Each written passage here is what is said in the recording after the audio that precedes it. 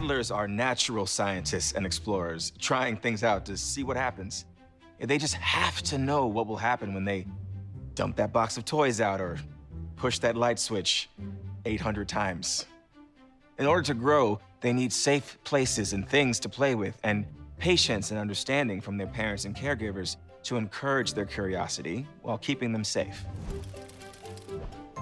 Mistakes are opportunities. At 18 months, your child is eager to try something over and over, figuring out how it works. Whether they succeed or fail, they're learning something new on each try. There is something really special about letting her follow her curiosity, to tinker with something and to figure it out. It can be hard to watch your child struggle to figure out how to do things, and it may be your first instinct to do it for them, but actually letting them work through that struggle is what teaches them best. Focusing on the effort rather than result is important to keep your child motivated to learn.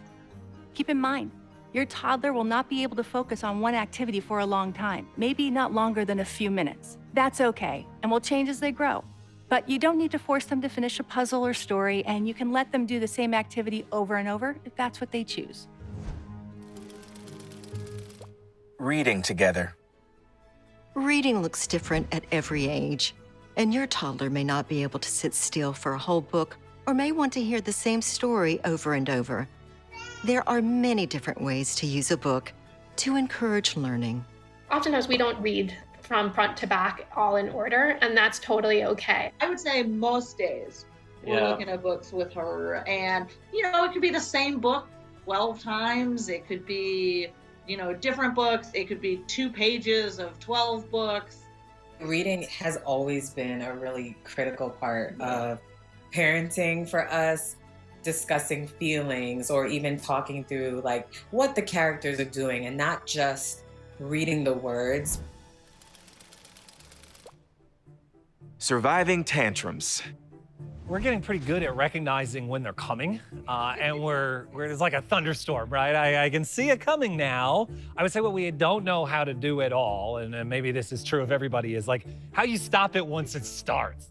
If your baby is actually close to or in the middle of a tantrum, they won't be able to take in or make sense of anything that you're saying. Sometimes I give her a hug, okay, give me a hug. Or I just hold her until she stops crying. Our kid does not want to be hugged. He wants his own space. He does not want to be touched. He does not want to be hugged. He does not want to be restrained in any way. He wants you to be there in the room. Words really have an effect, and that by saying it's okay to be angry, you just can't be angry this way, right? You can't hit, but you can stomp your feet or you can throw a pillow. It is easier at home almost. I am able to sort of let him go through what he needs to go through at home, and it's so much harder on the train or in CVS, and you're like, please, just don't do it here. She didn't get her way because she didn't want to leave my mom's house.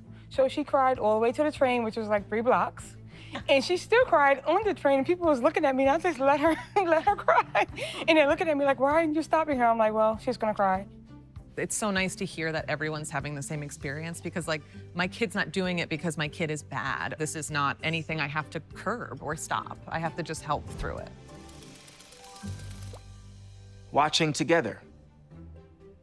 We know that it's really hard to make it through the day without screen time. From 18 months to 2 years old, the American Academy of Pediatrics recommends that you watch no more than an hour, and that if you watch, you do it together.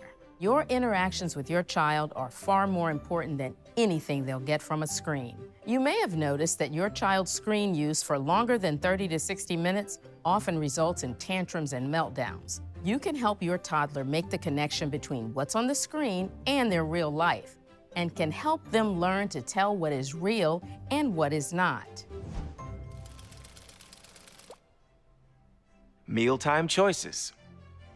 18-month-olds try so hard to learn and master how to do things on their own that it is no wonder that they want to choose their own food. You may have to get creative to avoid power struggles and get them to eat healthy foods you know they need. Spending too much time sometimes making her meal and having her not touch it. And now I just have to tell them, don't take it personally. I know it's yummy. I know it's great. I know I spent time on it. Toddlers should eat at regular meal times with 3 meals and up to 2 healthy snacks a day. Your child is growing more slowly than when they were younger, so they may eat less than they did before. A toddler's portion size is much smaller than an adult's, generally about 1/4 of what you'd have. And don't trick or distract them to eat more. We now know insisting on a clean plate teaches children to ignore the feeling of being full and can lead to overeating. They will eat if they're hungry, and it's best not to force it. Keep up the nap. Remember that toddlers still need naps. If they haven't already begun to skip one of their naps, they may soon go down to 1 nap per day, usually after lunch and lasting from 1 to 3 hours. Naps will continue until they are at least 3 years of age. Safety. Playing outdoors. The outdoors are a great place to give your child a chance for active play.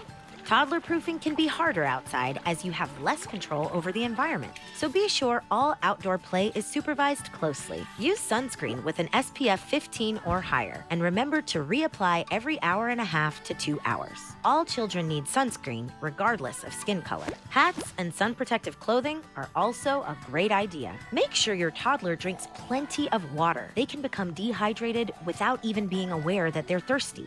Toddlers can move pretty fast. Hold your child near streets and driveways with moving cars or bikes. Play. Give your child time to try and figure out something new before stepping in to help. Reading. Read with your toddler and let them turn the pages. You can point to words and ask lots of questions. Behavior. Your toddler still needs your help to calm down. They won't be able to take in or make sense of what you say during a tantrum.